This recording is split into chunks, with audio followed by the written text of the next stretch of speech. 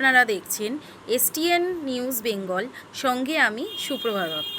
কেন গিয়েছিলেন নবান্নে ভাঙড়ের বিধানসভার বিধায়ক নওশাদ সিদ্দিকী?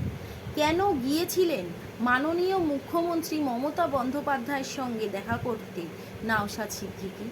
আজ নওশাদ সিদ্দিকী ভাঙড়ের মানুষের কাছে ঠিক কী ব্যক্ত করলেন দেখাবো আপনাদের। লাস্ট টাইমে নবান্নে গিয়েছিলাম, খেয়াল আছে? আমি এক বছরে একটা এমএলএ 60 লাখ টাকা পাই, হাতে টাকা পাই না। 60 লাখ টাকার কাজ করতে পারবে।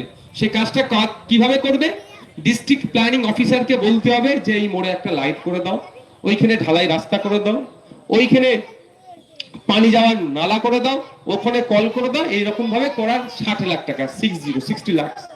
280টা বুথ আছে, এক একটা বুথে বছরে 20,000 টাকা তাহলে ভাগে পড়ছে। একটা লাইট পোস্ট করতে গেলে 1 লাখ 1.5 লাখ টাকা খরচ।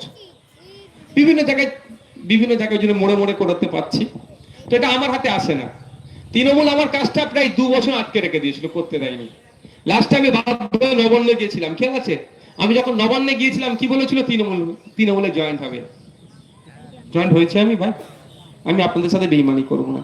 তারপরে কি হয়েছিল? ফুরফুরা ইফতার মাহফিলে ভেবেছিল কি মমতা ব্যানার্জির সাথে নওশাদ ভাইকে বসিয়ে দেবে, অত সহজ। ভাঙড়ের মানুষ আমার সাথে আছে, ভাঙড়ের মানুষের সাথে আমি বেইমানি করতে পারবো না ভাই। তো এখন কিছু কিছু কাজ ছাড়ছে, হচ্ছে।